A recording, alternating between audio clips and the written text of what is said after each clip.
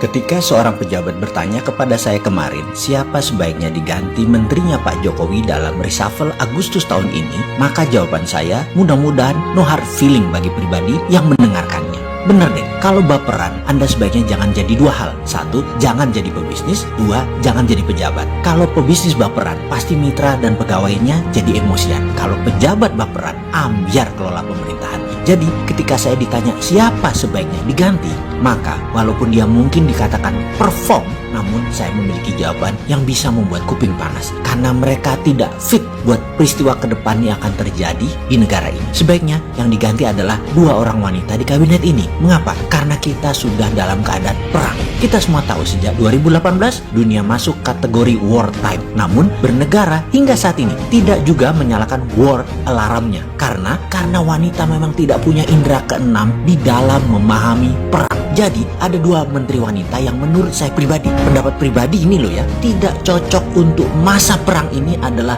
Menteri Luar Negeri dan Menteri Keuangan. No hard feeling ya, please. Ini masalah berbangsa. Sebaiknya diganti dengan pria yang berpengalaman. Dan saya secara pribadi tidak mengenal secara dalam mereka. Namun rekam jejak mereka membuktikan saat ini masa yang tepat untuk mereka masuk di kabinet. Pertama, Pak Sudrajat, Majen Purnawirawan, di mana beliau pernah menjadi calon gubernur Jawa Barat. Beliau pernah menjadi dubes di Cina cukup lama sehingga mengenal dengan baik dalam tanda petik what is inside China. Juga pernah lama menjadi atase pertahanan di Amerika dan Inggris. Tiga negara ini saat ini pemain utama perang dagang dan perang-perang lainnya yang mereka lakukan seperti biological warfare, currency warfare, dan banyak lagi. Kehadiran orang yang paham diplomasi tingkat tinggi ini penting. Beliau menurut saya sangat pantas. Kedua, menggantikan ibu yang telah berprestasi hingga saat ini. Namun ke depan menurut saya seorang dosen senior yang saat ini mengajar di Cornell University,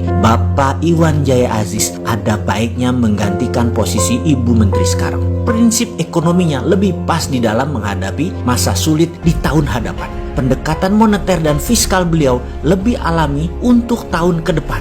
Efek resesi, efek inflasi yang akan terjadi di semester 2 tahun ini dan awal tahun depan, Pak Presiden Jokowi memerlukan pemikiran out of the box dari orang-orang baru. Baik, ada lagi yang penting kita ingin informasikan atas apa yang akan terjadi. Memahami data dari Amerika yang hampir semua gugus tugas COVID berakhir setelah Pilpres di Amerika, maka bisa dipastikan satu hal, berita tentang COVID, informasi, dan apapun berhubungan dengan COVID sejak setelah hari pemilihan Presiden Amerika akan hilang. Kita semua mendadak hening, tak mendengar apapun tentang COVID. Bukan COVID-nya hilang secara harafiah, tetapi hilang beritanya dari berita mainstream dunia. Di mana kita tahu, semua berita dunia ini, berita mainstreamnya dikendalikan globalis cabal semuanya. Kalau Anda mendengar berita buruk Amerika, pasti dari media globalis cabal. Tapi kalau Anda mendengar Trump itu positif, pasti dari Fox News dan berita nasionalis Amerika. Terlepas Trump menang atau kalah, berita COVID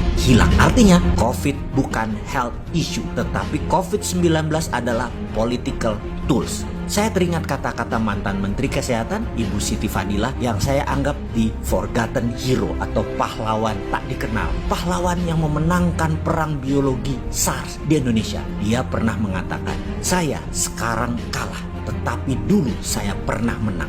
Saya memenangkan perang melawan virus, bukan dengan vaksin, tetapi dengan politik. Dan bagi saya, beliau pahlawan. Jasanya besar. SARS tidak menyebar seperti COVID saat ini karena strategi geopolitik. Harusnya beliaulah dipakai sebagai garda terdepan melawan COVID. Bukan hanya membuatnya menangis di dalam penjara, menyaksikan bangsanya menderita tanpa bisa membantu apa-apa. Kita kembali ke berita media internasional yang akan menghilangkan COVID setelah Pilpres Amerika. Itu bukan menghilangkan COVID dengan kehadiran vaksin, tetapi mendadak di mana-mana data COVID akan melandai dan turun. Westalah dikandani ra percaya. Dan lihat nanti kalau itu benar-benar terjadi. Adakah skenario kita untuk menjadi yang terdepan siap dijalankan? Atau tidak ada? Nanti gagap lagi, bingung lagi. Yang lain gas pol-polan, kita masih bingung nyari utangan. Jangan begitulah. Banyak hal yang kita sudah reveal, kita sudah buka. Pakailah sebagai referensi untuk menjadi yang terdepan.